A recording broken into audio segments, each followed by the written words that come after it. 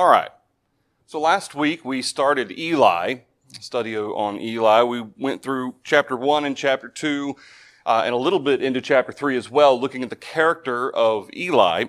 We ended last week noting the situation with his sons and how that this man of God that is sent to Eli, starting in verse 27, seems to suggest that Eli was at least involved with the taking of the prime cuts of the sacrifices and the offerings from Israel instead of taking what was boiled and kind of left over as a result. In fact, in verse 27, the man of God that comes to Eli, he says, "Thus says the Lord, did I not clearly reveal myself to the house of your father when they were in Egypt in Pharaoh's house?" This is 1 Samuel chapter 2. And in verse 28, "Did I not choose him out of all the tribes of Israel to be my priest, to offer upon my altar, to burn incense, and to wear an ephod before me? And did I not give to the house of your father all the offerings of the children of Israel made by fire?" Talking about Aaron and incorporating within the law the fact that Aaron and his sons, the tribe of Levi, would be supported by the sacrifices that were offered. God accounted for that within the law. Verse 29, "Why do you kick at my sacrifice and my offering which I have commanded in my dwelling place, and honor your sons more than me, to make yourselves fat with the best of all the offerings of Israel, my people?" We know as of chapter 4, there's reference to him being heavy, Eli. And here in chapter 2, this is of course before Eli dies in chapter 4, don't quite know how long passes between this man of God revealing this to Eli versus the events of chapter 4. But what we know is that he refers to Eli and his sons as having gotten fat on the prime cuts of the offerings of the children of Israel. And that's something that's detailed in these first two chapters. That was one of the issues with the sons of Eli. And the second one, of course, being mentioned specifically was earlier in chapter 2, that his two sons were actually committing adultery with the women that would come to the door of the tabernacle. And that he actually reprimanded them for that. But what did he not do? He gave them a stern talking to. He did not restrain them. And that is held against Eli for that, especially given their position of serving at the altar of God in the tabernacle. So in verse 30, and this is kind of where we left off in discussing the situation with his sons and the fact that the man of God through the man of God, kind of speaks to Eli's duplicity in that taking of those offerings that they really shouldn't have been taking. In verse 30, "Therefore," here's what God's going to do. "The Lord God of Israel says, I said indeed that your house and the house of your father would walk before me forever. But now the Lord says, far be it from me, for those who honor me I will honor. Those who despise me shall be lightly esteemed. Behold, the days are coming that I will cut off your arm and the arm of your father's house, so that there will not be an old man in your house." Now, remember, one of the things that we talked about in discussing the situation with Eli and his sons, the fact that you've got two different lineages, I guess you could say, of Aaron. You've got the two sons. Remember, there were two sons who were killed. What were their names? Nadab and Abihu. And the two left over was Phinehas, or Phinehas, however you want to pronounce it, and Ithamar. And so ultimately, when we talk about the priesthood, of course we talked before also about the fact that this is where the tabernacle of God is, in Shiloh, and that's where Eli is as well. And so this aspect of it, when Eli and his sons, when they died, this is what the man of God's referring to. That's the lineage of Ithamar.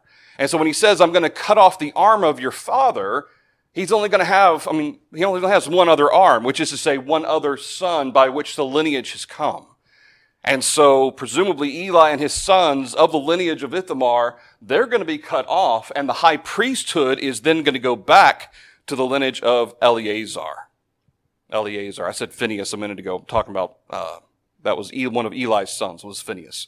Eleazar and Ithamar are the two that are being referred to. So when he refers to this at the end of 1 Samuel chapter 2, there will not be an old man in your house. In verse 32, you will see an enemy in my dwelling place, despite all the good which God does for Israel. There shall not be an old man in your house forever. But any of your men whom I do not cut off from my altar shall consume your eyes and grieve your heart. And all the descendants of your house shall die in the flower of their age. Now this shall be a sign to you that will come upon your two sons, on Hophni, and Phinehas. In one day they shall die, both of them. And then I will raise up for myself a faithful priest who shall do according to what is in my heart and in my mind. I will build him a sure house, and he shall walk before my anointed forever. Sometimes people, verse 35, gravitate towards a messianic reference. I don't believe that's what the man of God is referring to. I think he's referring to the actual recognition of the priesthood then switching over to Eleazar, still of the tribe of Levi, still the sons of Aaron, but both Eli, Eli is going to die. Of course, he's old. And remember, we talked last week about that there's some discussion of the fact that at this point, Eli may have resigned because of his advanced age as high priest, allowing Phinehas to be high priest. And if that's the case, then both sons are going to die, and Eli, and there's not going to be anybody left to be high priest. So then it's going to revert to Eleazar. And this is what verse 35 seems to be describing, is that he's going to raise up a faithful priest who will do what I want them to do, what the law commands. He shall walk before my anointed forever, and it shall come to pass, verse 36, that everyone who is left in your house will come and bow down to him for a piece of silver and a morsel of bread and say, please put me in one of the priestly positions that I may eat a piece of bread. So God, through this man of God, this prophecy, is showing you've taken advantage of your position. You've taken of the prime cuts of the meats of the offerings of the children of Israel. You've gotten fat on it. So what's going to happen is, of course, you and your sons, ultimately, your sons are going to die both in one day. And the priesthood's going to transfer over to Eleazar. Well, from that point on, anyone left of the house of Ithamar, and even then, they're not going to be proud servants of Levi here. God says that they will not bring honor. Let's see, where does he say this? Verse 33. They shall consume your eyes and grieve your heart, and they shall die in the flower of their age. So it's basically a curse on the continued lineage of Ithamar here. All the ones who are left.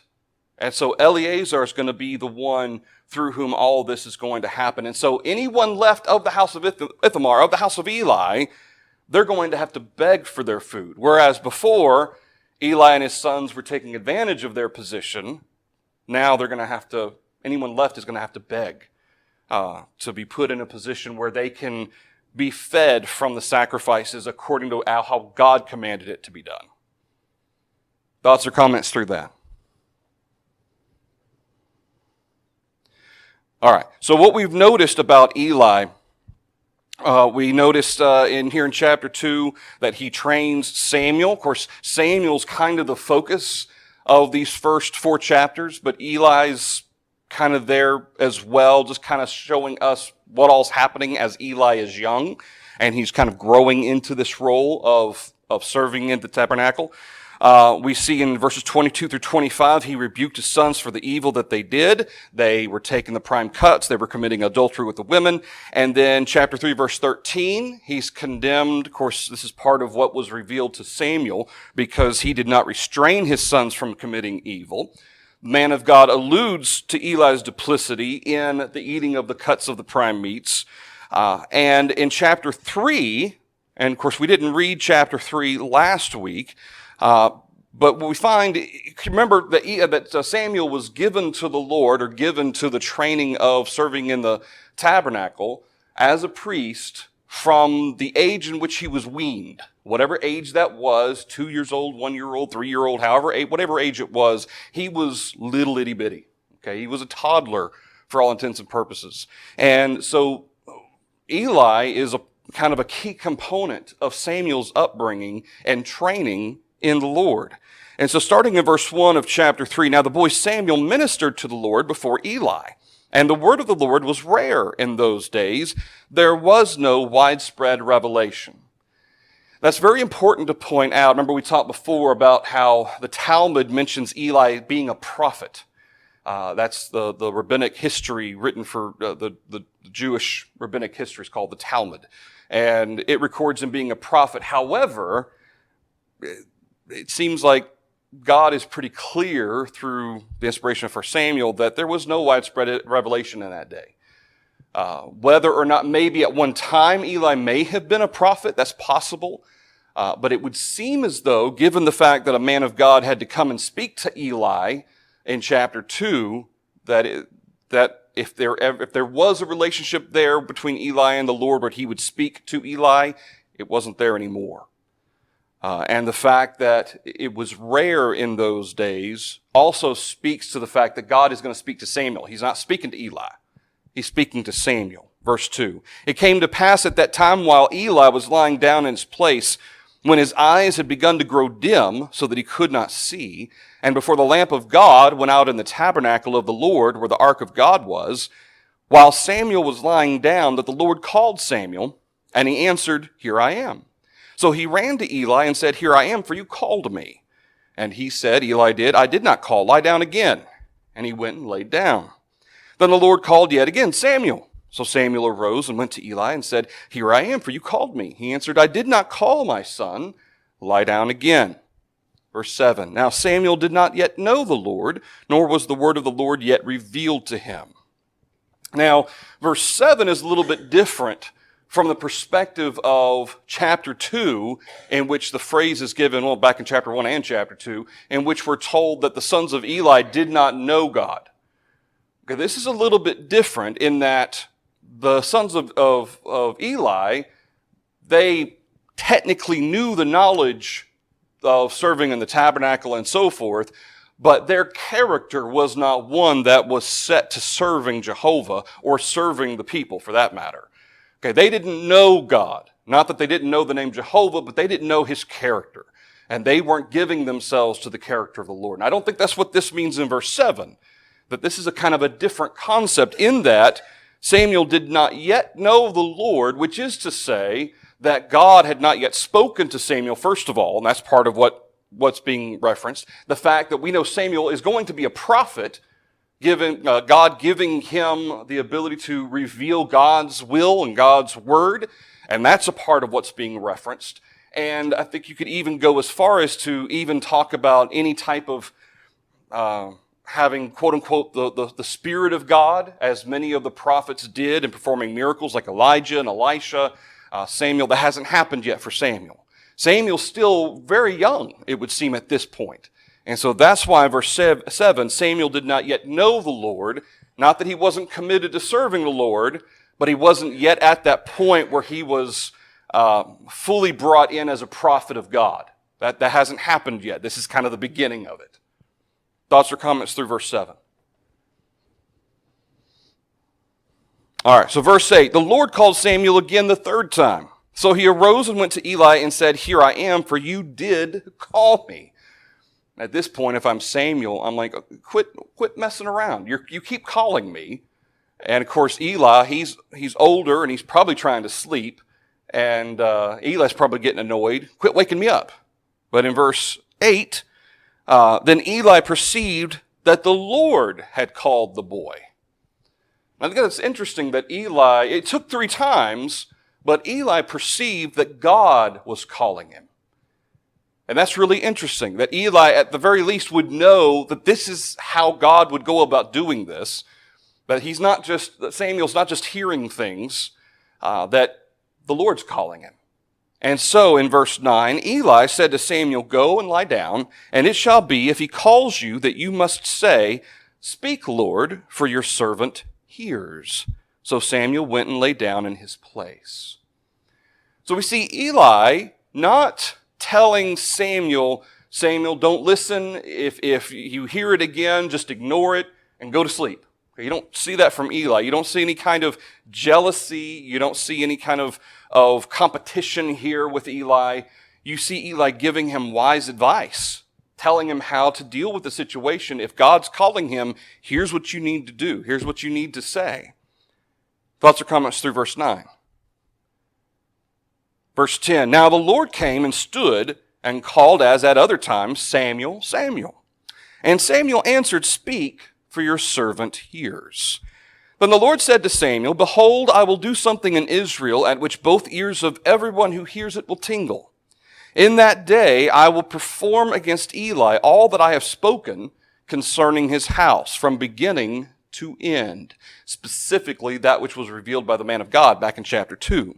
Verse 13, for I have told him that I will judge his house forever for the iniquity which he knows, because his sons made themselves vile, and he did not restrain them. Now, and when it says he's standing, it says in verse 11 or verse 10, the Lord came and stood and called as at other times, much like the Lord spoke to Moses through the burning bush. The New Testament refers to the angel of the Lord through which God spoke to Moses. And so when it says that the Lord stood, kind of picture that as an angel of the Lord through which God is speaking to Samuel. And so in verse 13, when it says that Eli, the iniquity which he knows, what that he knows is happening, that he knows about, but that he's not a part of, doesn't seem to be, because again, back in chapter 2, you and your sons have done this. Okay, and certainly, yes, Eli is aware of the adultery that his sons are involved in, but he's not doing anything about that. And so because his sons made themselves vile, he did not restrain them. Therefore, verse 14, I have sworn to the house of Eli that the iniquity of Eli's house shall not be atoned for by sacrifice or offering forever.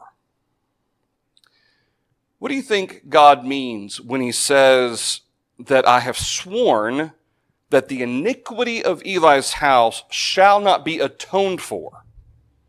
What does that mean? Does that mean there is no way at all for Eli to be saved one day? It doesn't matter how many, that what Eli has committed is truly an unforgivable sin or sins that no amount of sacrifices are going to take care of? Okay. And I tend to, not that, of course, Eli's sons, they're wicked and vile. I don't think Eli is necessarily wicked and vile. He's duplicitous in what's going on, but at the same time, I think he kind of just let a lot of this stuff just go. And we've looked before, Eli tends to be more of a non-confrontationalist.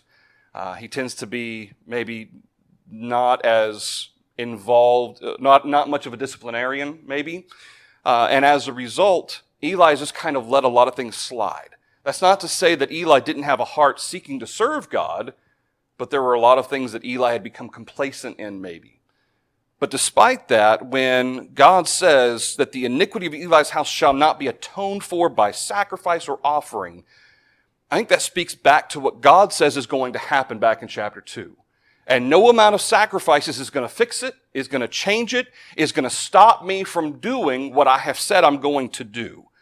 I don't think that what God is referring to necessarily is that Eli has committed an unforgivable sin and no amount of sacrifices is going to give him forgiveness from those sins or atone to the end that he can receive forgiveness for those sins, to cover those sins.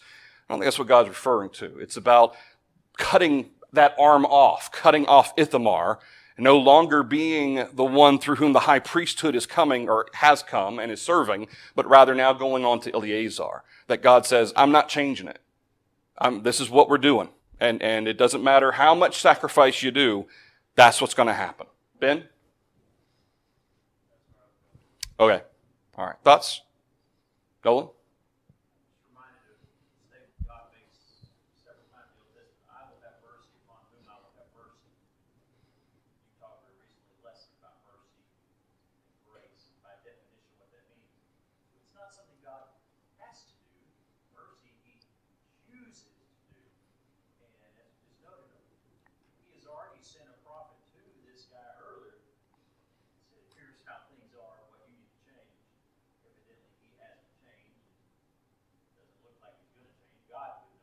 Right.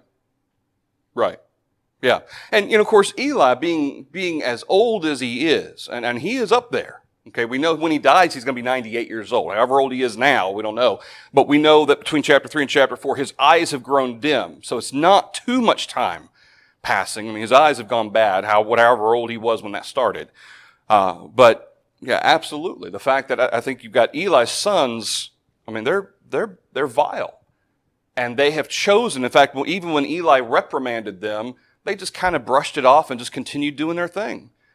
It's like, be quiet, old man. We're going to do what we want. And that's exactly what they did. Anything else through verse 14? Yes, sir.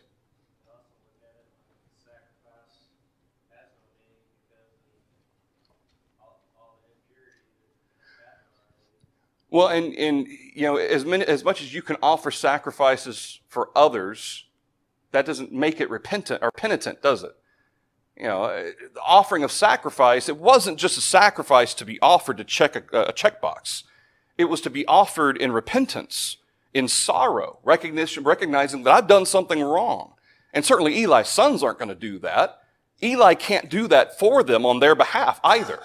I mean, Eli is close, he's going to be dying soon. Ultimately, the lineage is going to be through his two sons. And God has said, nope, they're both going to die on the same day. And so this is why God says, it shall not be atoned for by sacrifice or offering forever. Because this is what and it's a curse not just on Eli and his sons, but on everyone coming after that, who is of the lineage of Ithamar. Or at least of the house of Eli. I don't know if it was the whole Ithamar, but the way God describes it, cutting the arm off. It's like cutting an arm off of Aaron. That's one of his sons. Anything else through verse 14? Vile. Well, yeah.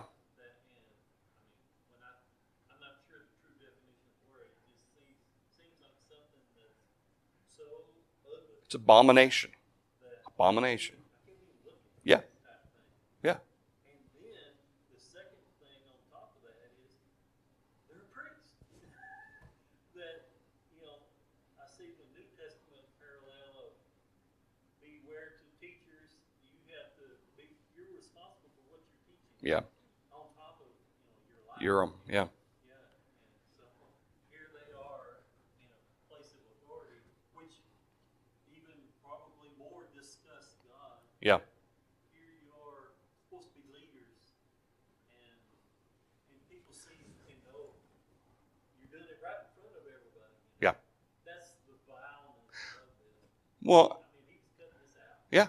Well, and just like in chapter 1, God's, the understanding that God recognized that it was causing God's people to despise the offering of God, at least as it pertained to the offering of those meats.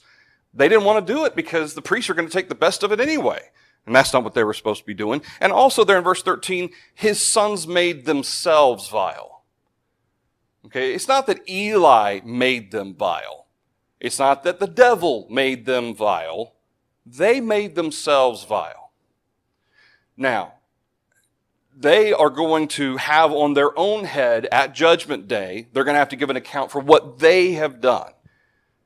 Now, as parents, we have to do the best we can to help our children in the way they should go. And we talked about that last week. If there was such a thing as perfect parents, that wouldn't necessarily guarantee that those children would continue in the faith even after they left home. But having said that, we do know that God did hold this against Eli, that he didn't restrain them. And of course, all of us are going to face our judgment, but is there going to be an aspect to our judgment as parents as well? Just as much as teachers? If we're teaching little souls as they're being brought up, or however old they are, there's still going to be an element of judgment there for us as well. I mean, Ephesians chapter 6, what are fathers supposed to do? Raise their children how? Nurture and admonition of the Lord. Nurture and admonition of the Lord. There's responsibilities that we have to fulfill. We fulfill those responsibilities to the best of our ability, and sometimes things may not work out regardless. And I think that speaks as well to verse 13, that they made themselves vile. Eli may have done everything right, at least up to a certain point, and they still turned out the way they did. And they made themselves vile. They're going to deal with judgment for that. Anything else through verse 13? Verse 14, therefore I have sworn to the house of Eli that the iniquity of Eli's house shall not be atoned for by sacrifice or offering forever. So Samuel lay down until morning, verse 15, and opened the doors of the house of the Lord. And Samuel was afraid to tell Eli the vision. Can you imagine? Here's Eli. Again, I don't know how old he is at this point. Maybe in his late 80s, early 90s, maybe. I don't know how many years are going to pass between chapter 3 and chapter 4. But he's up there. Samuel maybe is a teenager, maybe. Okay, just ballparking it there.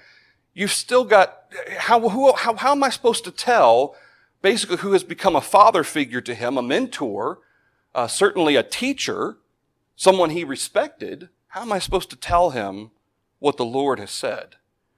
And in verse 16, Eli called Samuel and said, Samuel, my son. He answered, here I am. The Lord, Eli, verse 17, he said, what is the word that the Lord spoke to you? Please do not hide it from me. God do so to you and more also, if you hide anything from me of all the things that he said to you. First of all, what did Eli have a pretty good idea God told Samuel? Yeah. Judgment on Eli and his sons and his house. Eli kind of knows. And you can see that when he says, may God do so to you. Of all the things that he said to you, may God do the same thing to you if you don't tell me what was said and what God shared with you. And of course, I think God shared it with Samuel for the purpose of sharing it with Eli as well. But Eli wants to know what was said. And so in verse 18, Samuel told him everything and hid nothing from him. And Eli said in verse 18, it is the Lord. Let him do what seems good to him. All right. Let him do what seems good to him. There's a lot you can unpack from that verse, but the very first thing he says is, it is the Lord. What's the first thing that comes to your mind when you hear Eli say it is the Lord? What is he acknowledging or referencing? He is sovereign. He's God. So whatever God decides to do, God will do. And I find that an interesting statement from Eli, given the situation that God had just told Samuel that no amount of sacrifices is going to change this. What's going to happen is going to happen as I've set forth. And so Eli says, it is the Lord. Let him do what seems good to him. Is there a suggestion that Eli doesn't think it's good? Well, that's not really fair, Lord, but you know what? You're in charge. You do what seems right to you, but I don't think it's very fair. Do you detect that at all? I don't. Some have suggested that he was kind of irritated. Well, that's not right. The Lord shouldn't do that to me, but, I can't really argue with it. I don't really see that here. It's acceptance. Yeah, I kind of see acceptance. And that's a good thing. That's a good thing. That he understands that God is sovereign. Okay, he's not angry. And is he going to take it out on Samuel at all? We don't see any suggestion of Eli making life hard on Samuel because God chose Samuel now as we know he's being chosen as a prophet, kind of like Saul did with David. We don't see any type of relationship like that. In fact, if anything, Eli keeps referring to Samuel as my son. Okay? So I don't think you see any anger. I think he's consigned to recognize that at this point there's not really a lot that he can do about it. And it is the Lord. Let him do what seems right to him, what seems good to him. Yes, sir. I just think of the New Testament cliche, you reap what you sow. Yeah. And here it is. Galatians 6, yeah. Acceptance, like Lisa said, this is the consequences of what we Yeah. Yep. Anything else? All right, so we see in verse 19, Samuel grew, and the Lord was with him, and let none of his words fall to the ground. We find that verse 20, all of Israel recognizes Samuel has been established as a prophet of the Lord. The Lord, verse 21, appears again in Shiloh. The Lord revealed himself to Samuel in Shiloh by the word of the Lord. So now, what was rare before about the revelation of God's word and about men of God, now we have Samuel who's a prophet. So it goes to show, first of all, that even though Samuel is going to be a judge, okay, and I don't know exactly when that specific day happens when he becomes judge over Eli, maybe when Eli dies, but we know Eli will have judged Israel for 40 years. Did one have to be a prophet in order to be a judge? Out of all the judges that are on the list, Samuel's going to be the last one. Did you necessarily have to have the power of God in you and the Spirit of God and the revelation of God in you to be a judge? Not necessarily. Okay, not necessarily. Although many examples of the judges are. Think about Samson. I mean, yeah, he had the power of God in his strength that God gave him, but was he a very holy and righteous man necessarily? Not particularly. So, I mean, you have examples of judges who weren't necessarily prophets. Eli may very well have been one of those. The fact that, at least at this point in time, maybe earlier in his life he was a prophet, but at this point in time, maybe he wasn't. All right, thoughts or comments through chapter 3? All right. So going into chapter 4, we find how Israel's going to go out against the encampment of the Philistines. The Philistines are going to gather together. Israel's going to be scared, so they call. In fact, actually at one point they're defeated in a certain battle. They call for the Ark of the Covenant to come. And in verse 4, the people sent to Shiloh that they might bring from there the Ark of the Covenant of the Lord of hosts who dwells between the cherubim.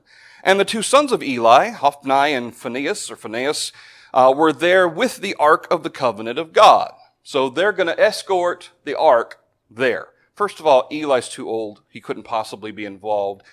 I don't think that this necessarily means anything in terms of Eli was still high priest or anything like that. It's very possible Phinehas at this point was high priest as well. But regardless, verse 5, when the Ark of the Covenant of the Lord came into the camp, all Israel shouted so loudly that the earth shook. And the Philistines in verse 6, they hear it. What does the sound mean? And in verse 6, they understood the ark of the Lord had come into the camp, so the Philistines were afraid. They say, God has come into the camp. They said, woe to us, for such a thing has never happened before. Woe to us, who will deliver us from the hand of these mighty gods? These are the gods who struck the Egyptians with all the plagues of the wilderness. Do they fully understand the nature of Jehovah? No, they're looking at this from the lens of how they view the gods. Okay, well, Israel's gods are greater than our gods, and so they're not understanding necessarily the nature of Jehovah being one, but even so. Be strong and conduct yourselves like men, verse 9, you Philistines, that you do not become the servants of the Hebrews as they have been to you. Conduct yourselves like men and fight.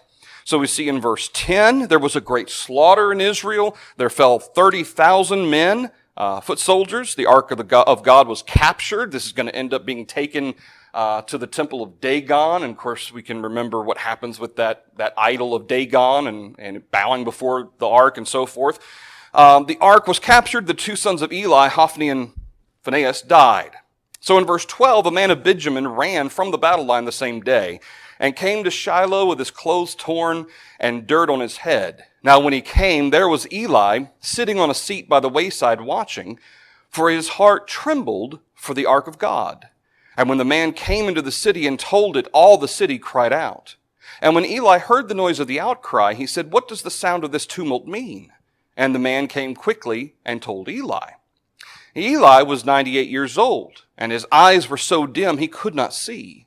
And then the man said to Eli, I am he who came from the battle, and I fled today from the battle line. And he said, what happened, my son? So the messenger answered and said, Israel has fled before the Philistines. There's been a great slaughter among the people. Also your two sons, Hophni and Phinehas, are dead.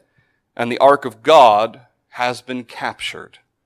Then it happened, when he made mention of the ark of God, that Eli fell off the seat backward by the side of the gate. His neck was broken, and he died, for the man was old and heavy, and he had judged Israel 40 years. So this is what happened with Eli. But notice how earlier, before he's even heard about what's going on, what was he worried about? The ark. Why do you think he was worried about the ark? The Ark of the Covenant, God's going to take care of us. He's going to give us a great victory over the Philistines. Why would he be concerned? God had said, this is what's going to happen. I'm going to bring them both. They're both going to die on the same day. And it's very possible that Eli put two and two together. This could very well be the exact thing God was talking about. But the fact that you had two wicked sons taking the Ark of the Covenant almost in a vile way, proclaiming Jehovah, here's the Ark of the Covenant, and they themselves are so vile. It didn't really bode well for the children of Israel to start with. But then you add to that the prophecy about his two sons being killed at once, and Eli was rightly concerned. He was rightly worried that something might happen to his sons. Is that what he was really worried about? No, it was the ark. In fact, what was it that ultimately caused him to fall backward in shock? It wasn't so much his sons dying, it was that the ark was captured. That's what gave him such a... And again, he falls backward. I tend to look at this almost as if he fainted, or he was in such shock that he just couldn't control himself. He falls back and hits his neck on the ground, and he was a heavy dude, and so it broke his neck and he died. It was about the ark. And that still speaks volumes, though, about Eli. It speaks to his focus and his mind, his care, regardless of his feelings towards his sons, he cared more about the ark. That's what he was most upset about. All right, we'll stop there. We will pick up and finish Eli next Wednesday night. Also, our notes for our next character study, the centurions. Those notes are on the back table, and I've also emailed them out to everybody. So probably we'll finish up Eli and start the centurions next Wednesday. Thank you, everybody.